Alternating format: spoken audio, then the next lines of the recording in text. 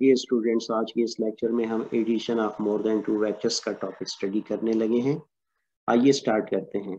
Suppose करें हमारे पास चार वेक्टर्स हैं ए बी सी और डी, जो कि एक्स वाई प्लेन में ड्रॉ किए गए हैं, जैसे कि आप फिगर 1 में देख सकते हैं।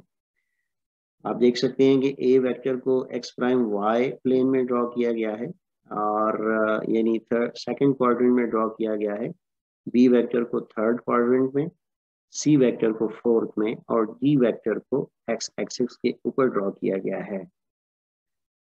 अब इन सब का हमने रिजल्टेंट वेक्टर निकालना है, और उसके लिए हम हेड टू टेल रूल इस्तेमाल करेंगे।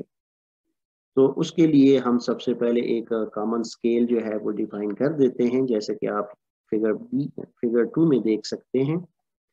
तो आइए इनका रिजल्टेंट वेक्टर निकालने के लिए, या हम इस तरह कहें कि इन सब को ऐड करने के लिए जो हमने कॉमन स्केल लिया है उस पे इनको बारी बारी ड्रॉ करते हैं। तो स्टार्ट करते हैं ए वेक्टर से। तो हमारे पास ए वेक्टर कुछ इस तरह से यहाँ पे हम ड्रॉ करने जा रहे हैं। हमने ये किया कि ए वेक्टर का मैग्नीट्यूड और उसकी डायरेक्शन को चेंज किए बगैर उसको हमने इस कॉमन स्केल पे ड्रॉ कर दिया। और उसके बाद बी वेक्टर की बारी है। तो बी वेक्टर को एज इट इज, जैसा कि यहाँ पर ये जिस मैग्नीट्यूड और डायरेक्शन के साथ है, हमने उसी मैग्नीट्यूड और डायरेक्शन के साथ यहाँ पर head to tail rule use करते हुए ड्रॉ कर दिया। इसके बाद सी वेक्टर की बारी है। तो सी वेक्टर को भी एज इट इज, जिस मैग्नीट्यूड और डायरेक्शन के साथ ये है, इसको उठाकर यहाँ पर ड्रॉ कर दिया। और उसके बाद डी वेक्टर की बारी है। तो हमने डी वेक्टर को यहाँ पर head to tail rule use करते हुए ड्रॉ कर दिया। अब इन सब का जो रिजल्टेंट वेक्टर है वो हमारे पास यहाँ से लेकर यहाँ तक बन रहा है। यानी अगर हम ए वेक्टर की टेल से डी वेक्टर की हेड तक एक वेक्टर ड्रॉ करें, जैसा कि आप यहाँ पर आर वेक्टर देख सकते हैं, तो ये आर वेक्टर इन सब वेक्टर्स का रिजल्टेंट वेक्टर कहलाएगा। या आप ये कहेंगे कि ये आर वेक्टर जो है ये इन सब वेक्टर के एडिशन के बाद हमारे पास हासिल हुआ है। तो डियर स्टूडेंट्स, आप इन तमाम स्टेप्स को जो अभी हमने डिस्कस किए हैं, इसको पेपर में कैसे लिख कर आएंगे, तो आइए वो देख लेते हैं। तो सबसे पहले आप कहेंगे कि first we draw the representative line of the vector A according to some suitable scale. Now using the same scale, we draw the representative line of B vector with its tail on the head of the A vector. देखें, B vector की tail को हमने A vector की head पे रखा by using head to tail rule, और यही process हमने C vector और D vector के लिए continue रखा। और finally the resultant vector R can now be drawn by joining the tail of the A vector to the head of the D vector. तो आप देख सकते हैं कि रिजल्टेंट वेक्टर ए वेक्टर की टेल से लेकर डी वेक्टर के हेड तक हमने ड्रॉ किया, जो कि इसका रिजल्टेंट वेक्टर बना। तो यहाँ पर जो रिजल्टेंट वेक्टर की लेंथ है और डायरेक्शन, आइए देख लेते हैं कि उसके बारे में हम क्या लिखेंगे। हम कहेंगे कि the length and direction of this final R vector represents the magnitude and direction of the resultant vector according to the scale. यानी आर वेक्टर जो है हमारे पास रिजल्टेंट वेक्टर, उसका मैग्नीट्यूड, इसकी जो लेंथ है वो बनी, और इस रिजल्टेंट वेक्टर की जो डायरेक्शन है वो भी आप बता सकते हैं।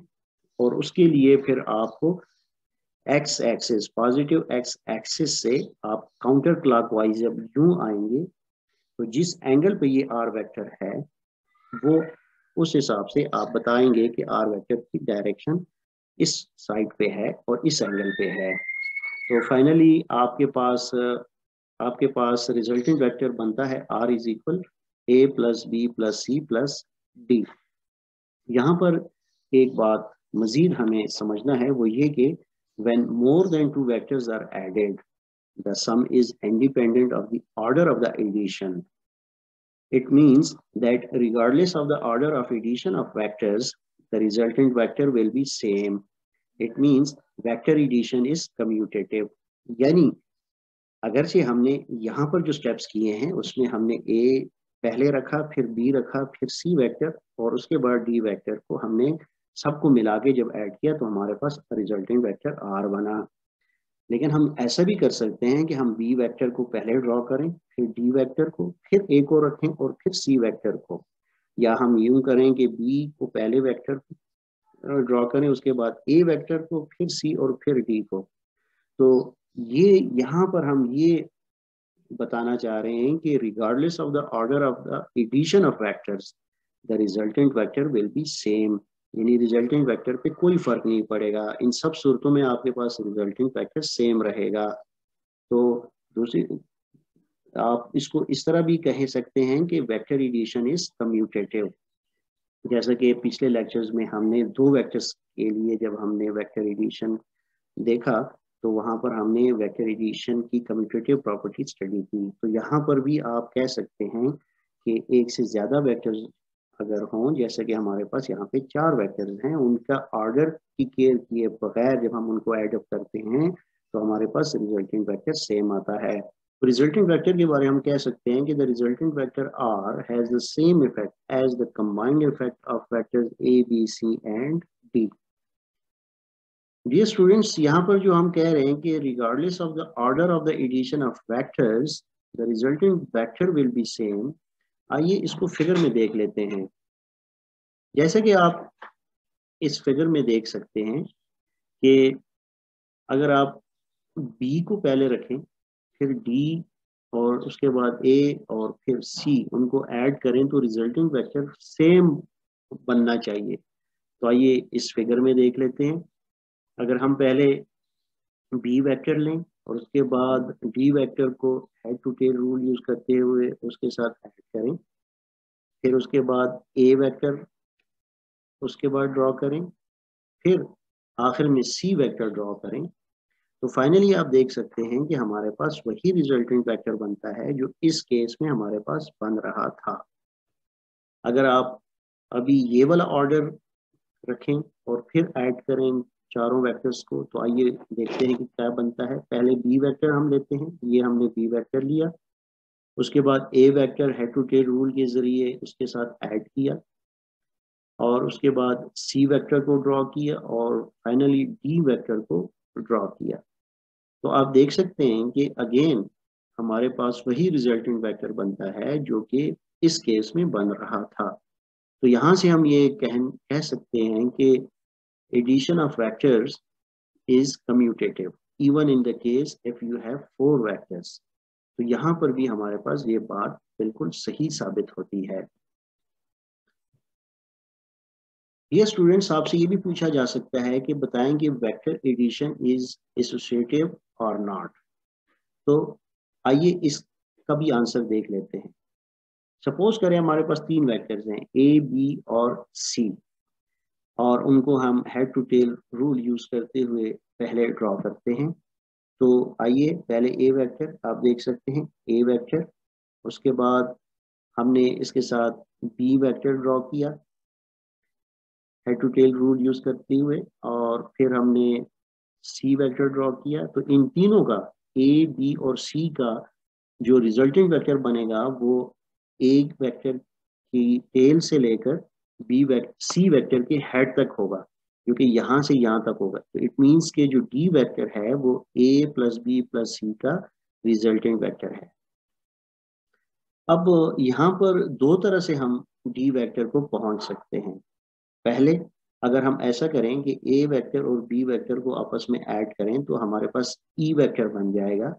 अब अगर इस ई वेक्टर को हम सी वेक्टर के साथ ऐड करते हैं तो हमारे पास डी वेक्टर बन जाएगा। यानी ई वेक्टर हमारे पास बना ए प्लस बी, और फिर उसके बाद जो डी वेक्टर है वो कैसे बनेगा, E vector plus C vector. तो हमारे पास हो जाएगा D is equal to E plus C. अब इसको हम इस तरह से भी कह सकते हैं कि अगर हम पहले बी वेक्टर और सी वेक्टर को आपस में ऐड करें तो हमारे पास एफ वेक्टर बन जाता है, और उसके बाद जब हम एफ वेक्टर को ए वेक्टर के साथ ऐड करते हैं तो हमारे पास डी वेक्टर बन जाता है। जैसा कि यहाँ पर आप देख सकते हैं, तो हम कहेंगे कि पहले हम बी और सी वेक्टर को ऐड करने लगे, बी और सी वेक्टर को ऐड करें तो हमारे पास एफ वेक्टर बन गया। अब इस एफ वेक्टर को हम उसके बाद ए वेक्टर के साथ ऐड करने जा रहे हैं तो हमारे पास डी वेक्टर बन गया। तो फाइनली हमारे पास एक्सप्रेशन बन जाएगा कि क्योंकि ई वेक्टर जो है ए प्लस बी की इक्वल है, तो हम कहेंगे कि A plus B into plus C is equal A plus into B plus C. तो यही प्रॉपर्टी एसोसिएटिव प्रॉपर्टी कहलाई जाती है। तो हम कहेंगे कि वेक्टर एडिशन इज एसोसिएटिव। तो यहाँ से हम ये बताने में भी कामयाब हो गए कि वेक्टर एडिशन एसोसिएटिव प्रॉपर्टी को भी ओबे करती है।